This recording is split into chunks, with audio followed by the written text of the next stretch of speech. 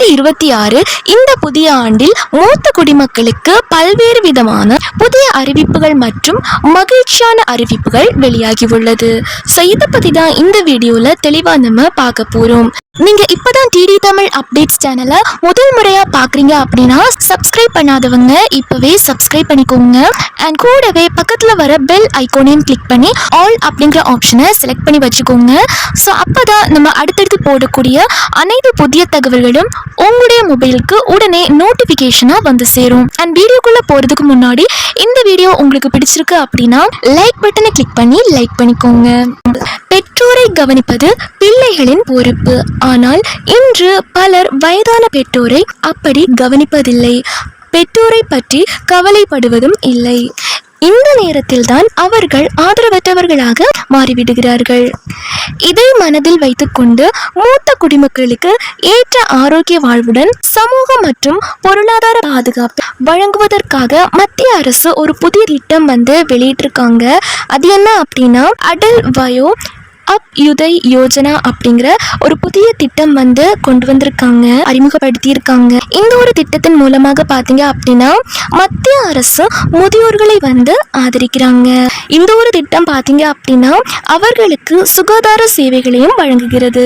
இந்த திட்டத்தின் கீழ் மூத்த குடிமக்களுக்கு உணவு, சுகாதார சேவைகள், பொழுதுபோக்கு சேவைகள் மற்றும் சமூக சேவைகள் வழங்கப்படுகின்றன. அது மட்டுமல்லாமல் நிதி உதவியும் வழங்குகிறது. நாட்டில் உள்ள முதியோர்களுக்கு மருத்துவ வசதிகளை வழங்குவது மட்டுமன்றி முதியோர் இல்லங்களை மேம்படுத்தவும் வயோஸ்ரீ திட்டத்தின் கீழ் முதியோர்களுக்கு கண்ணாடி, வாக்கிங் ஸ்டிக், காது கேட்கும் கருவி போன்ற உபகரணங்களை வழங்கவும் இந்த தொகை செலவிடப்படும். இந்த அடல் வயோ அப்யுதய் யோஜனாவின் நன்மைகள் அப்படின்னு பார்த்தோம்னா இந்த திட்டத்தின் மூலம் அனைத்து இந்திய மூத்த குடிமக்களுக்கும் உணவு, தண்ணீர், சுகாதாரம், பொழுதுபோக்கு, பராமரிப்பு போன்ற அடிப்படை தேவைகள் வழங்கப்படும். இத்திட்டத்தின் கீழ் நாட்டின் அனைத்து மாநிலங்களிலும் முதியோர் இல்லங்கள் அமைக்கப்படும். நாட்டின் அனைத்து மாநில தலைநகரங்களிலும் முதியோர் சிகிச்சைக்காக பராமரிப்பு மையங்கள் நிறுவப்பட்டுள்ளன. இந்த திட்டத்திற்கான தகுதிகள் என்ன அப்படின்னா இந்த திட்டத்தின் கீழ் விண்ணப்பதாரர் இந்தியாவின் குடிமகனாக இருக்க வேண்டும். விண்ணப்பதாரரின் வயது 60 அல்லது அதற்கு மேல் இருக்க வேண்டும்.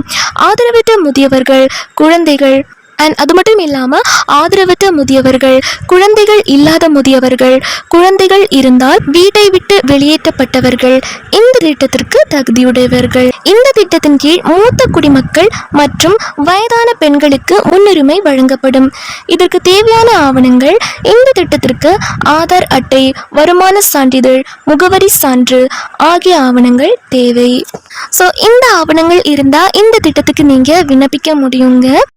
அடுத்த அறிவிப்பா என்ன சொல்லியிருக்காங்க அப்படின்னா சற்று முன் வெளியான முக்கிய அறிவிப்பின்படி நாடு முழுவதும் உள்ள மூத்த குடிமக்கள் அனைவரும் பயன்பெறும் வகையில் அவர்களுக்கு முக்கியமான மகிழ்ச்சியான அறிவிப்பை மத்திய அரசு வெளியிட்டிருக்காங்க.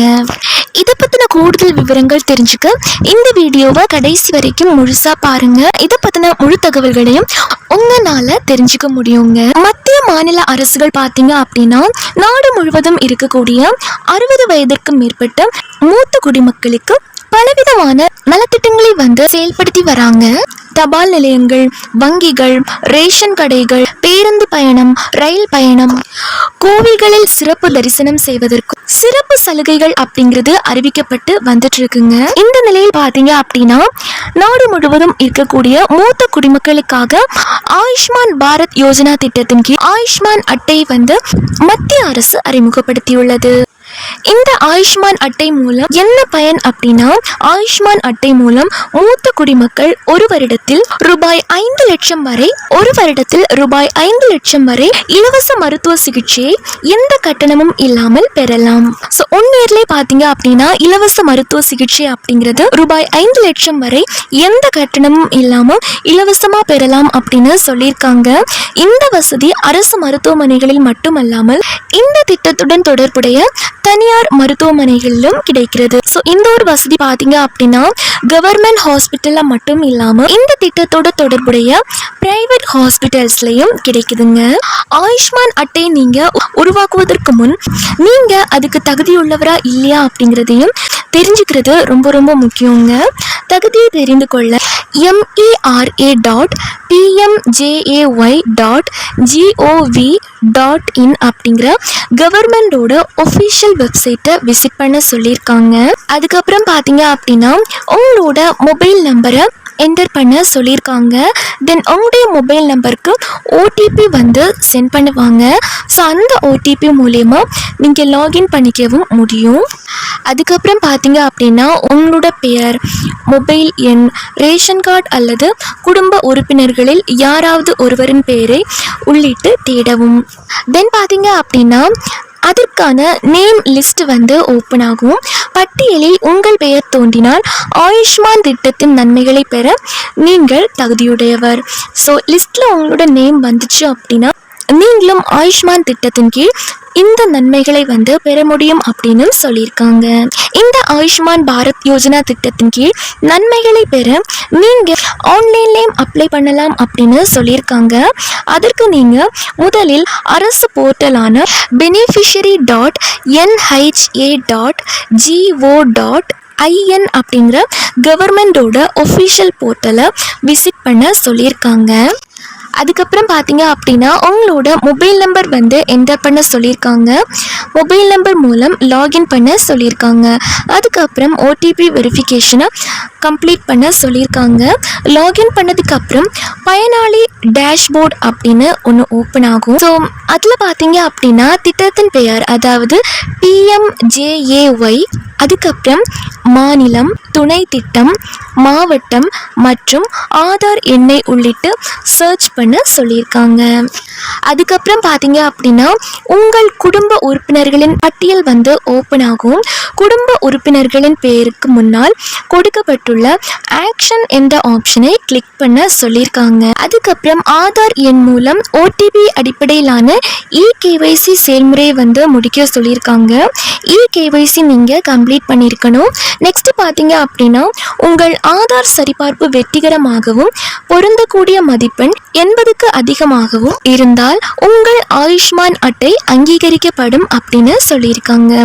இதுக்கப்புறம் கேப்சர் ஃபோட்டோ அப்படிங்கிற ஆப்ஷனுக்கு போயிட்டு புகைப்படத்தை நீங்கள் பதிவேற்ற முடியுங்க, அப்லோட் பண்ணிக்க முடியும்.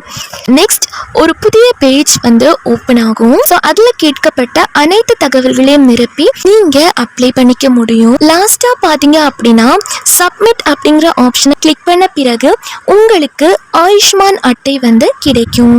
அடுத்ததாக பார்த்தீங்க அப்படின்னா தமிழ்நாட்டில் இருக்கக்கூடிய சில முக்கிய நலத்திட்டம் அப்படின்னு பார்த்துட்டோம் அப்படின்னா முதலமைச்சரின் தாயுமானவர் திட்டத்தின் மூலமா வறுமை நிலையில் உள்ள முதியோருக்கு உணவு, மருத்துவம், பராமரிப்பு வீடு தேடி வழங்கப்படுகிறது. அடுத்ததா ஓல்டேஜ் ஹோம் ஸ்கீம் அறிமுகப்படுத்தப்பட்டுள்ளது. 60 வயதிற்கு மேற்பட்ட ஆதரவற்ற முதியோருக்கு இலவச உணவு, தங்குமிடம், மருத்துவம், பொழுதுபோக்கு வழங்கப்படும். NGOவில் நிதி உதவி வழங்கப்படுகிறது.